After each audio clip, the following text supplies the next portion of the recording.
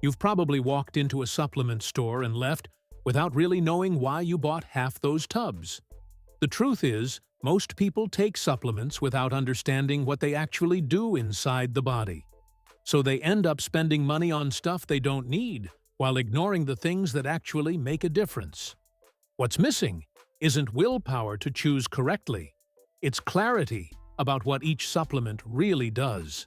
And today you're going to understand, quickly and simply, what's worth buying and what's just marketing dressed up nicely. Protein powder. Protein powder, most of the time, is made from a leftover byproduct of cheese production. It used to get thrown away, and now it gets dried, flavored, and sold back to you. But that's not actually a problem, because what matters to your body isn't where the powder comes from. It's the building blocks it carries. When you train hard, sensors inside the muscle fiber pick up on the fact that the effort is too much for the muscle's current size, and they send a signal telling the body to build more tissue there. Inside protein, there's a specific piece called leucine, which acts almost like the trigger that kicks that whole process into motion. Whey protein happens to carry a lot of that specific piece, and that's the real advantage it has over most regular food. The ideal amount lands somewhere between 1.6 and 2.2 grams of protein per kilo of your body weight. Anyone already hitting that target through food alone doesn't need the powder, because the effect on the muscle is exactly the same. The reason this supplement still earns its spot is simple. Hitting that target with food alone is a lot of work. A shake delivers a solid amount of protein in seconds, no cooking required, which makes hitting your target a lot easier on a hectic day. Creatine. If you only buy one thing off this entire list, make it this one.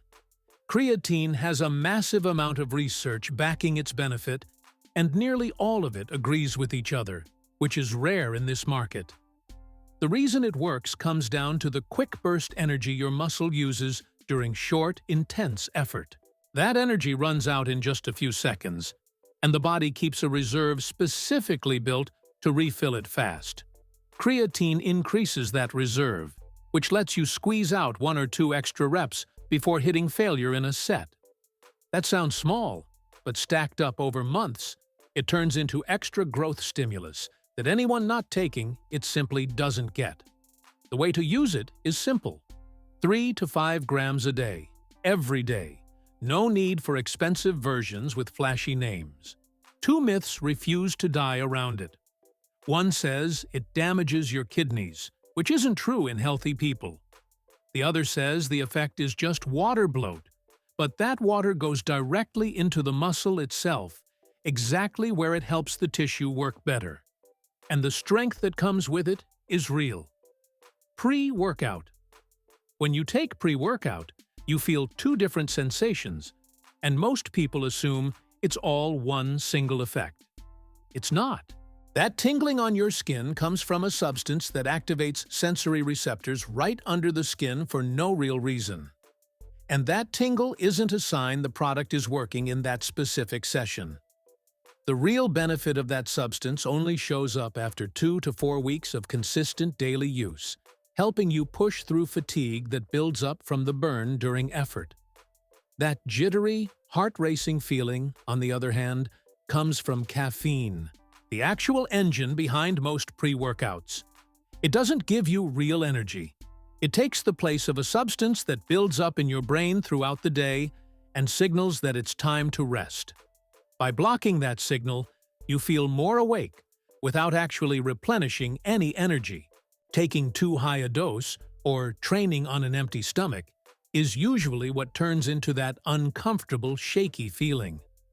If this is already making sense, hit subscribe and leave a like, because the next part is where most people mess this up without even realizing it. Vitamins and omega-3. Vitamins split into 2 groups. Some dissolve in fat and stay stored in the body for weeks.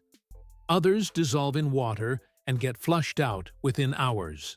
That's exactly why taking a massive dose of vitamin C the second you feel a cold coming on, most of the time, just produces very expensive yellow urine. The one vitamin that genuinely deserves attention is vitamin D, which actually behaves more like a hormone than a regular vitamin. It's produced by your skin through sunlight, and it affects mood, muscle recovery, and hormone production. A large chunk of people are running low on it, especially anyone living somewhere with little sun. The right move is getting a blood test to see if you actually need to supplement, not just grabbing a random bottle off the shelf.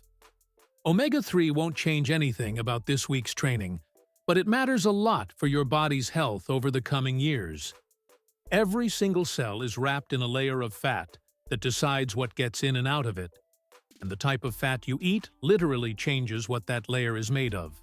Omega-3 keeps that layer more flexible, which matters especially for the brain, and it also helps control inflammation, which, when it stays constantly elevated, wears down joints and blood vessels over time.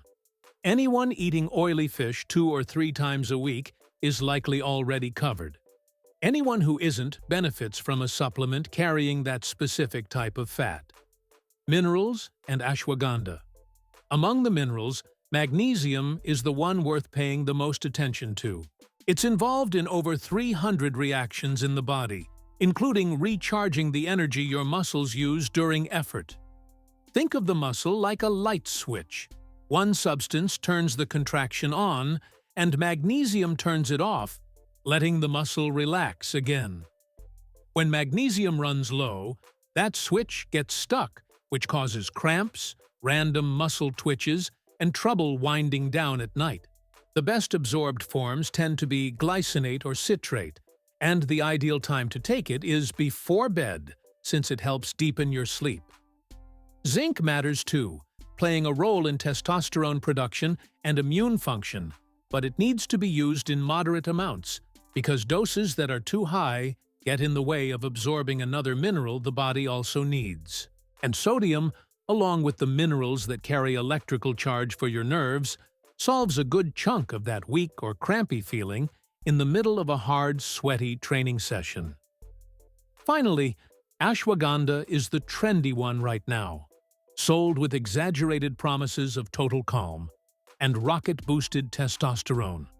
The real part is that it helps the body deal better with stress. The body has a hormone tied directly to that constant state of alert, and when it stays elevated for too long, it messes with sleep and recovery after training. Ashwagandha appears to lower that hormone, improving sleep and reducing anxiety. Its effect on testosterone is more of an indirect result than a direct boost, since the two hormones tend to balance each other out on a kind of seesaw. The dose used in studies sits between 300 and 600 milligrams a day, taken consistently over weeks, not swallowed once expecting an overnight miracle. At the end of the day, none of these products replace training or nutrition. They just help fill specific gaps that a busy routine sometimes leaves open.